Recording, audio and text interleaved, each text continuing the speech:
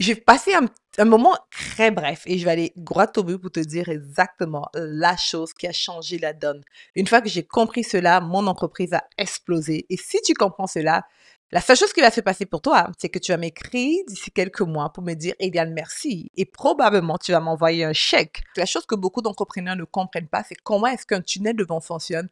Qu'est-ce que c'est que réellement un tunnel et c'est quoi le processus que tu veux utiliser pour convertir des inconnus en clients. La première des choses que tu veux savoir, c'est que un tunnel de vente, c'est vraiment un processus par lequel tu convertis des inconnus en clients, right? Maintenant, pour que ce processus-là fonctionne, il y a quelques éléments que tu dois avoir en tête. Et surtout lorsqu'on parle de l'utilisation des réseaux sociaux. Donc, du coup, je vais faire un tunnel, disons, ça va être un truc comme ça. So, la première partie, c'est qu'ils te découvrent, right? C'est comme awareness, ils vont te découvrir. La deuxième partie, c'est l'intérêt. La troisième partie, une fois qu'ils ont un intérêt, c'est qu'ils passent à la phase où ils sont assez ils se décident un peu, hein. On va mettre décide, donc décision. Et la troisième partie, c'est là où ils passent à l'achat. Et là, on est dans un tunnel. So, maintenant que tu vois ces dessins-ci, j'aimerais juste que tu comprennes ceci. Tu vois, dans découvrir, tes réseaux sociaux vont te permettre de découvrir et aussi d'attiser l'intérêt. Donc, le rôle des réseaux sociaux, c'est principalement ça. Mais la manière que tu vas communiquer avec sur les réseaux sociaux est très différente d'un bout à l'autre. La décision ne passe pas vraiment avec les réseaux sociaux, c'est avec d'autres stratégies que je vais pas vraiment élaborer aujourd'hui. Mais les gens, si, par exemple, tu comprends ceci, que si 1000 personnes te découvrent ce mois, tu auras peut-être 400 personnes qui auront l'intérêt pour toi.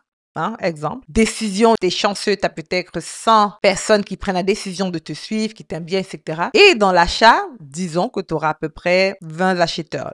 Là, je suis généreuse dans mes chiffres.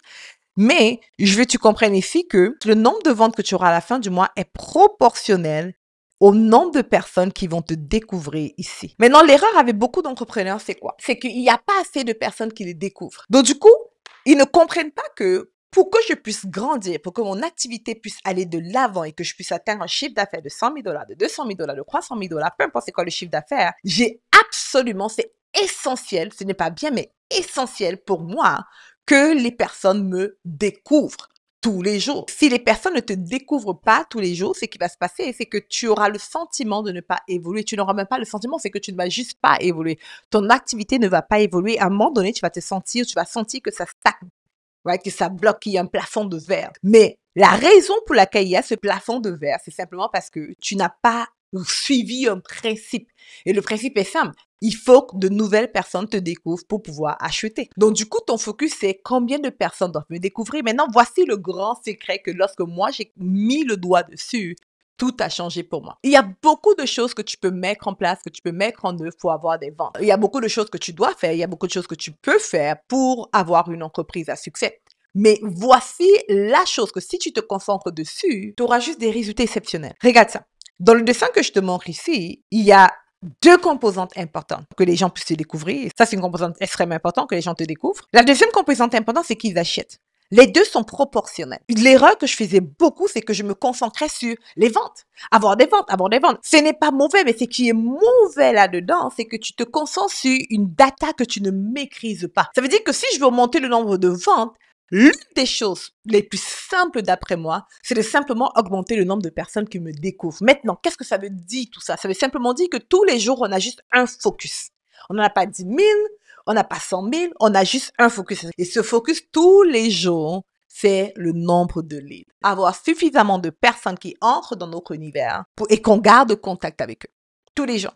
Ça veut dire que lorsque je prends du temps sur les réseaux sociaux, je ne suis pas juste là pour faire live, pour créer du contenu. La question, c'est comment je fais pour que la bonne personne me découvre. Sur les réseaux sociaux, il y a comme deux types de contenu. Il y a un type de contenu qui est là pour que les gens te découvrent, rien de plus. OK?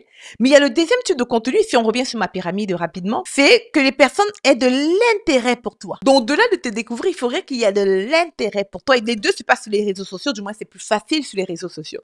Moi, je vais utiliser la publicité payante et les réseaux pour atteindre ces deux objectifs-là. Ils vont te découvrir. Moi, j'aime beaucoup utiliser les Reels, c'est des vidéos très simples, etc., avec peu de contenu. Mais qui crée de l'intérêt, je vais utiliser des lives, OK, de live ou des vidéos où je vais vraiment partager de l'information, où je vais partager un peu des histoires personnelles. Là, c'est pour créer de l'intérêt. Si on veut créer 2 types de contenu en ligne, il faut vraiment que tu puisses identifier quelle est la quantité de contenu que je mets en ligne qui va m'attirer de nouveaux leads et quelle est la quantité de contenu que je vais mettre en ligne qui va créer l'intérêt avec les personnes. Donc, si je dois te donner une proportion, ça serait quoi? 70% de contenu que tu dois mettre en ligne doit avoir pour objectif d'attirer de nouvelles personnes et 30% avoir pour objectif de tisser l'intérêt et de tisser surtout le lien avec les personnes que tu attires. Dès que tu finis par comprendre ce que je viens juste de te dire, je t'assure, une fois que tu mets le doigt là-dessus, une fois que tu le comprends, ton entreprise explose.